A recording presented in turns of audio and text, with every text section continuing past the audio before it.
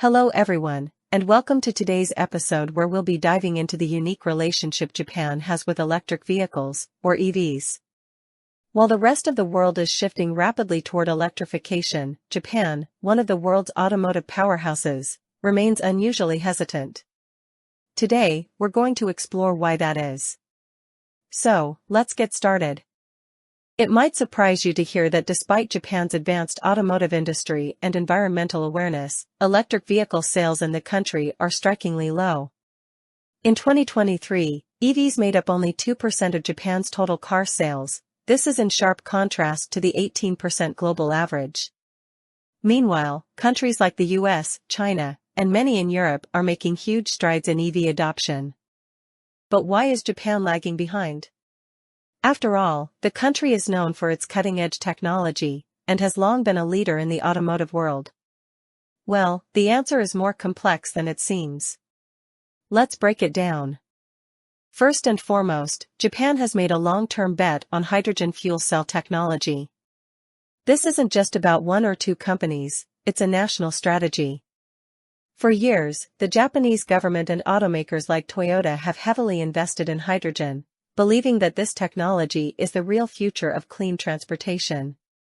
And while hydrogen fuel cells do offer some incredible potential, like zero carbon emissions, the technology is still far from achieving widespread commercial success. In fact, even Toyota, which has built the infrastructure for hydrogen, struggles to sell its hydrogen-powered cars. At the same time, Japan's hybrid vehicles have become incredibly popular. Japanese automakers pioneered hybrid technology, and brands like Toyota and Honda dominate the global hybrid market. In Japan, hybrids are seen as the perfect middle ground, affordable, reliable, and not dependent on a charging infrastructure. That's a big plus in Japan, where electric charging stations aren't as prevalent as they are in other countries.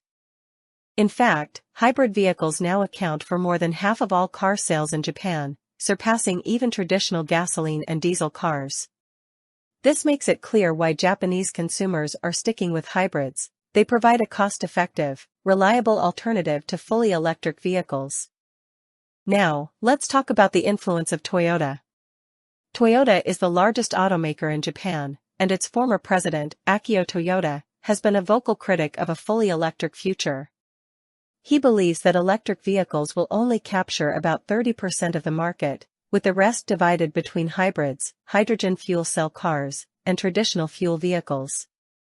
Toyota also pointed out that many parts of the world, especially in developing countries, still lack access to electricity, meaning that gasoline engines aren't going to disappear anytime soon. Finally, let's consider the economic structure of Japan's automotive industry. It's a vast and intricate system that includes thousands of small and medium-sized companies that supply parts for cars. Electric vehicles, on the other hand, are much simpler in design, with fewer components and less need for maintenance. This shift would disrupt the entire supply chain and potentially lead to massive job losses, something the industry and government are understandably reluctant to face.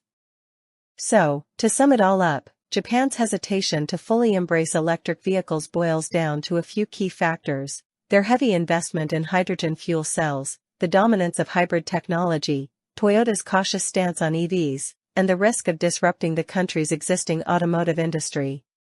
It's not that Japan is rejecting green energy, quite the opposite, in fact, but they're just taking a very different path toward it. As the world moves toward a greener future, it will be interesting to see how Japan navigates this transition. Will they eventually shift more toward electric vehicles, or will hydrogen and hybrid technologies continue to dominate their landscape? Only time will tell. That's all for today's episode. If you found this topic interesting, don't forget to subscribe and share the podcast with your friends. Thanks for tuning in, and until next time, drive safe.